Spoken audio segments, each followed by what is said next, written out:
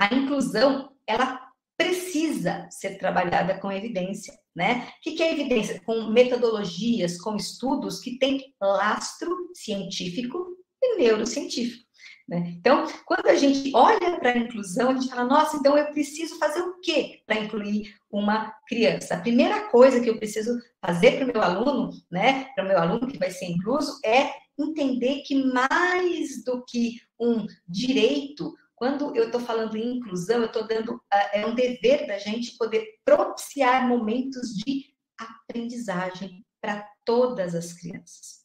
Lembrando que a escola, acima de tudo, ela é um ambiente específico.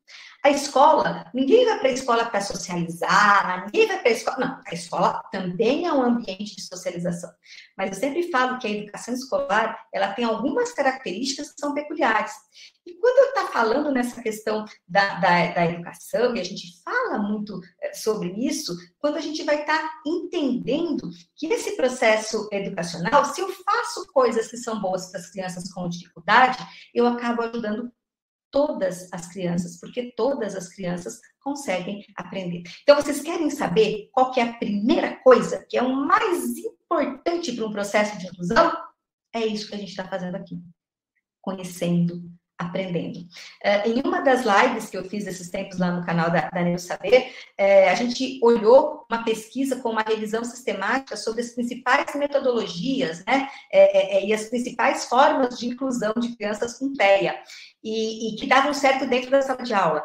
A primeira coisa é nós conhecermos o transtorno que tá aí, que a gente está fazendo esse processo de inclusão, né? Então, por quê? A gente sempre fala muito assim, nossa, mas ele tem isso, ele tem... Então, e essa questão desse preconceito, entendam preconceito como, não é só aquele preconceito, eu não consigo ter um conceito total daquilo. Então, quando eu entendo, né, o que é o diagnóstico daquele meu aluno, o que eu posso estar fazendo, isso já é um grande passo para a inclusão. E vocês querem saber do melhor? Quando a gente fala de inclusão, mas eu tenho 36 alunos na sala, como que você quer que eu faça inclusão, Luciano? Olha que legal. Existe uma abordagem educacional que se chama desenho universal da aprendizagem. E o que é esse desenho universal da aprendizagem? Que tem evidência científica. O desenho universal da aprendizagem, ele é uma abordagem educacional que uma das primeiras coisas que faz é entender o que impede aquele aluno de estar aprendendo. Então, nós temos o quê? A questão, os impedimentos das atitudes, as questões, por exemplo, físicas, e a gente pensa em rampa e tal. Muitas vezes, a gente acha que para incluir eu preciso de grandes situações. Não. A primeira coisa, eu preciso desse acolhimento que foi falado, né, e entender sobre este transtorno. E o segundo é diminuir as barreiras atitudinais. Como que eu diminuo barreira atitudinal? Aprendendo, conhecendo, entendendo, tá? Qual que é o outro tipo de barreira? A barreira física. Ah, Luciana, eu vou fazer rampa. Então, a barreira física é rampa? Não necessariamente. Quer ver um exemplo?